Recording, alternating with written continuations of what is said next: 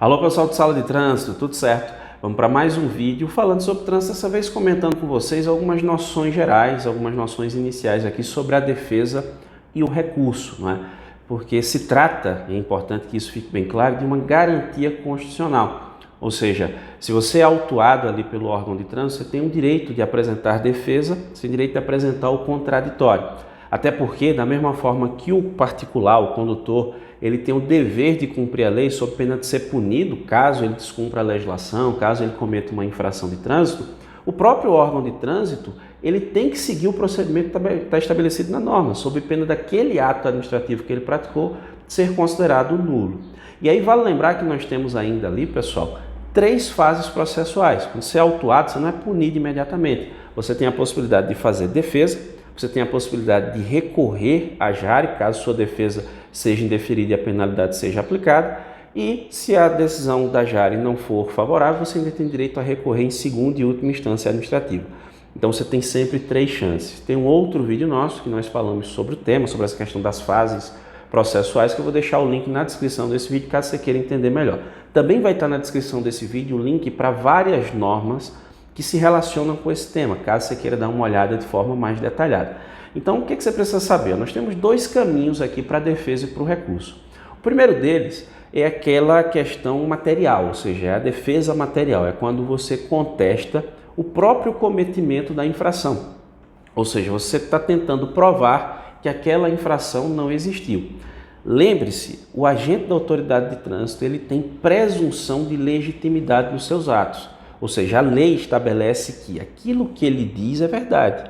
Cabe a você, particular, provar o contrário, desconstituir aquela autuação.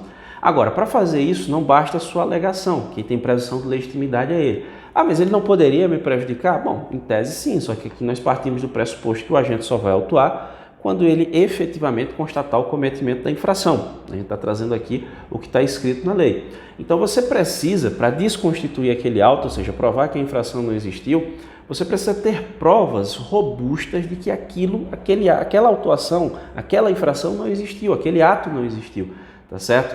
E assim, não basta a alegação, você tem que provar, normalmente através de documentos, que aquela infração ela não existiu. E aí tem aquelas situações meio manjadas, né, do pessoal, de repente apresenta ali algum tipo de nota de uma oficina. Ah, no dia do avanço sinal vermelho meu carro estava trocando óleo.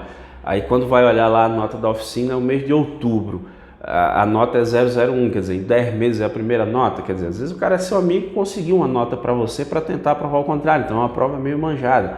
Tem uma situação que o pessoal sempre comenta aqui também nos vídeos. Olha, no dia eu estava trabalhando, inclusive eu tenho até o meu comprovante aqui do ponto, que eu estava lá. Eu digo, beleza, cara, mas e o carro? Ele bateu o ponto também? A moto bateu o ponto também? Você tem algum documento que prova? Não, ele estava comigo, certo? Mas você prova que estava com você? Entendeu? Então você precisa provar que a infração não existiu. Convenhamos que não é tão simples assim. Se você provar que a infração não existiu, o auto de infração deve ser arquivado. E ele vai ser arquivado e não tem nenhuma punição para você. Mas não é tão simples. Agora, existe outro caminho, e aí é importante frisar. Lembre-se que a lei vale para os 2 lados. Do mesmo jeito que o condutor precisa cumprir a lei, o órgão de trânsito também. Porque quando ele deixa de observar o procedimento que está previsto na legislação, então pode existir ali o que a gente chama de vício formal. Então as defesas também, elas podem atacar a formalidade do ato administrativo. O auto de infração de trânsito não é um mero formulário que o agente preenche ali do jeito que ele bem entender. Tá certo? É um documento que dá início ao processo administrativo.